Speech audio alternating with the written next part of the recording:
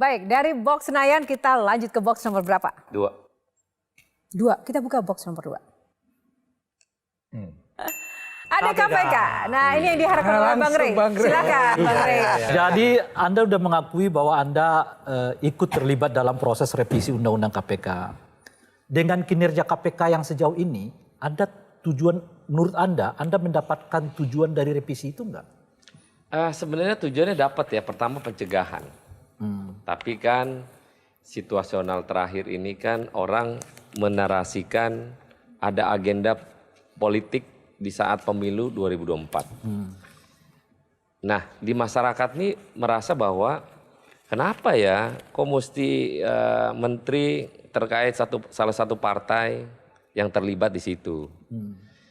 Nah, tapi yang pertama adalah revisi undang-undang bahwa sekarang di bawah pemerintah yang dilakukan oleh pimpinan sekarang adalah mereka melakukan pencegahan udah benar, udah berjalan.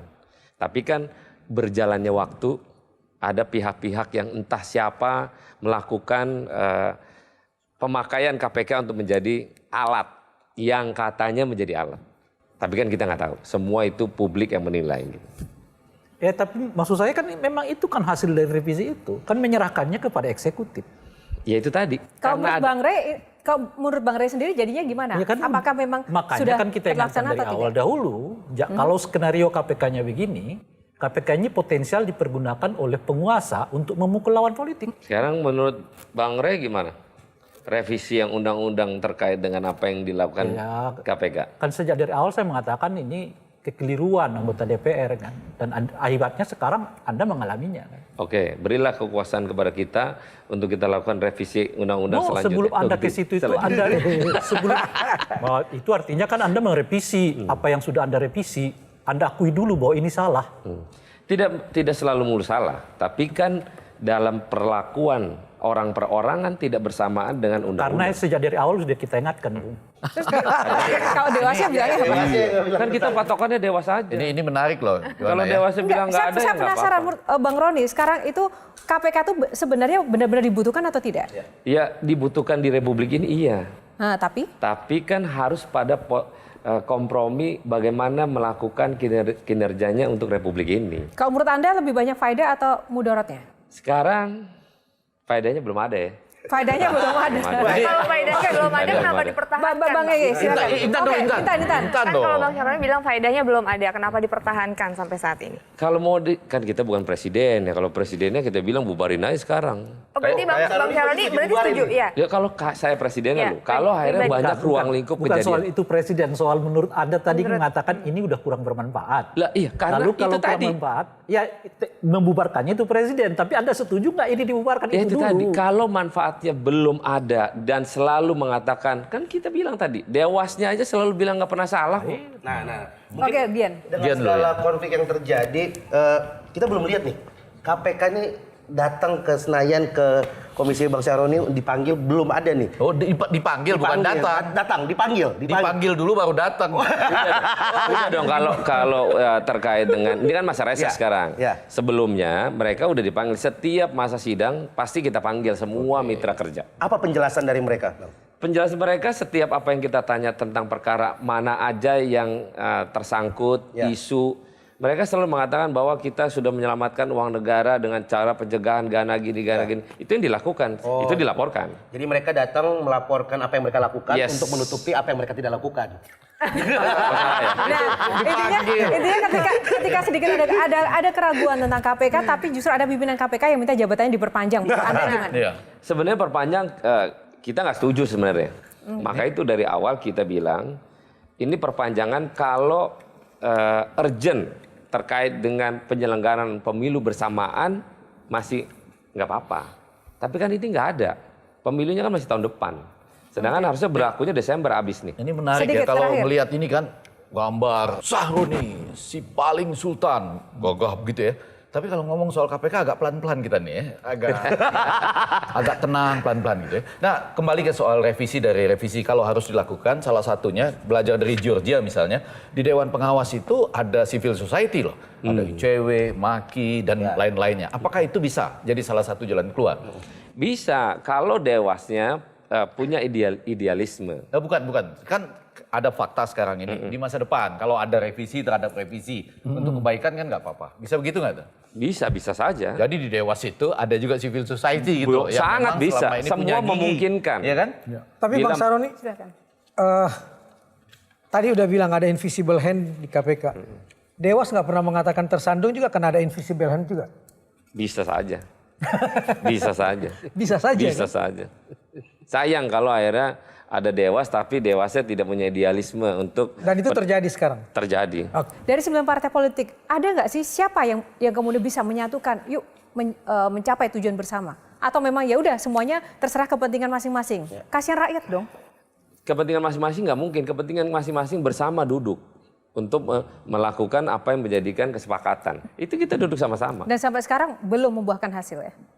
Sama sekali. Nah. Ya kalau dibilang belum membuahkan hasil kan tidak bisa 100%. Oke. Sekarang kondisinya kita ini dalam rangka pemilu yang agak keras, yang panasnya luar biasa. Jadi masing-masing udah biarin aja dulu.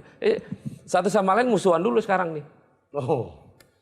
Nggak bisa sama sekarang. Nanti setelah Pilpres pemenangnya siapa, barulah bisa duduk sama-sama. Ayo kita duduk.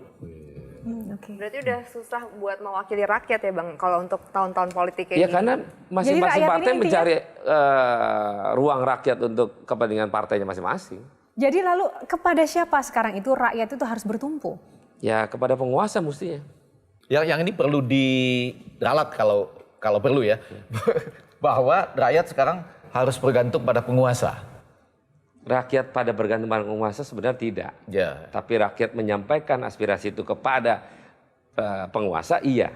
Oh. Tapi penguasanya kan tidak sendirian. Artinya kalau kami ke DPR nggak terlalu efektif karena DPR lagi takut sama penguasa. Tidak takut juga. Tapi Enggak, karena ini supaya clear loh ini. tingkat Tadi kan sudah diralat. koordinasi yang masih terputus saja. Oh, terputus. Hanya teknik.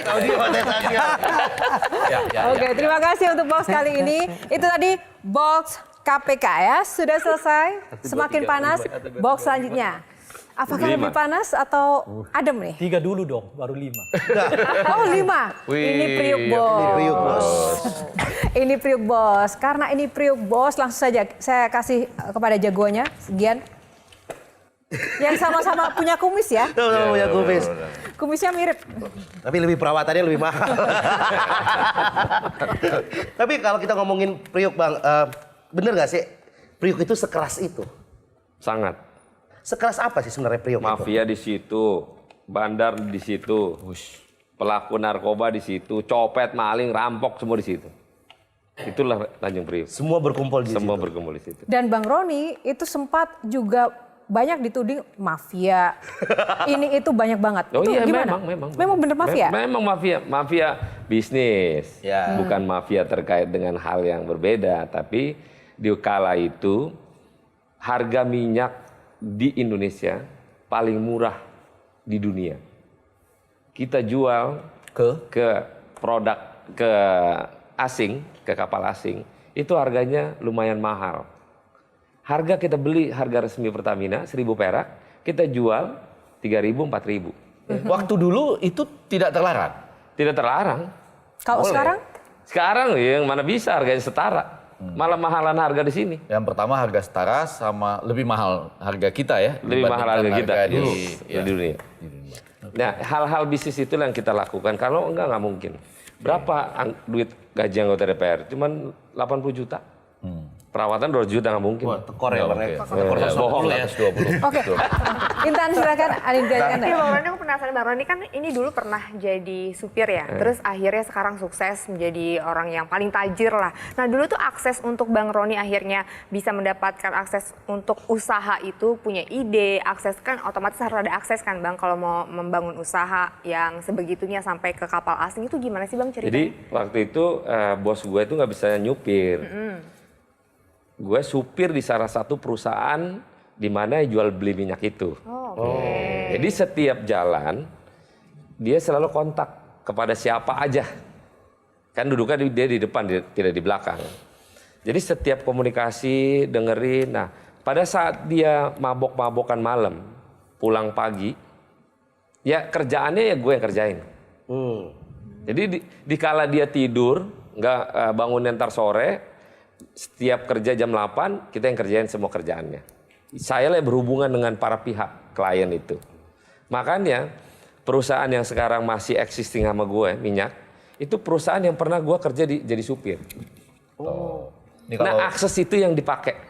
Kenapa akhirnya orang bingung, gimana cara lu bisa berduit begini? Ya itu akses tadi.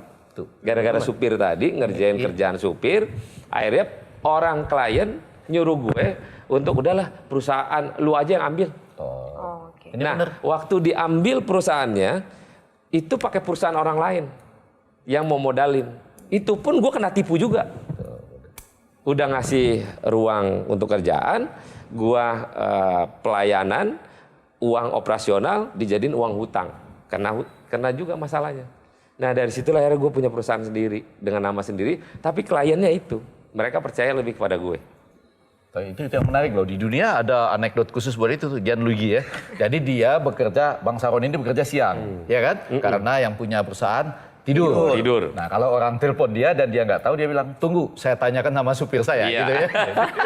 yang sedang tidur, gitu ya. Itu fakta. Yang Nah, sedang tidur kan? Sekarang bos gue itu ngajar di salah satu STM di Cilincing, masih hidup orangnya. Masih hidup. Yang bos gedenya ada di Fakta. di Depok. Masih hidup semua orangnya. Ada satu orang yang untungnya udah meninggal.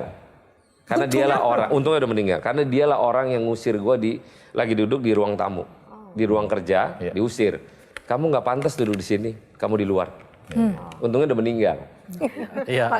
Enggak, bukan saya Kang Maman, Menggaris bawah itu. Kang Maman Saya silakan. menggarisbawahi kalimat untung dia sudah meninggal. Begitu dendam ya Bang Saroni. Dendam, Pak. Itu Sakit hatinya dalam banget. mencederai banget gitu. Makanya sampai hari ini saya kepada semua orang, mau siapapun, saya akan menghargai dan respect kepada orang. Kecuali kepada orang yang karena kekayaan orang tuanya macam-macam dia Ah, juga itu kayak aing nggak itu. respect. Oh, itu. Aing nggak respect, itu beda. Tapi kalau itu beda. mungkin kalau positive thinkingnya tadi adalah kamu nggak cocok duduk di sini, kamu duduk di luar, itu maksudnya di DPR maksudnya sekarang.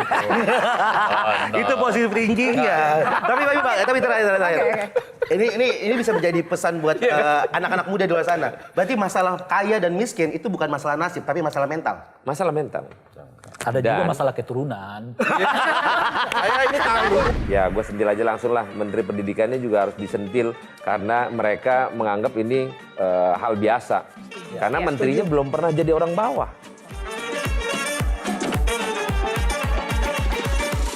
Jelajahi cara baru mendapatkan informasi. Download Metro TV Extend sekarang.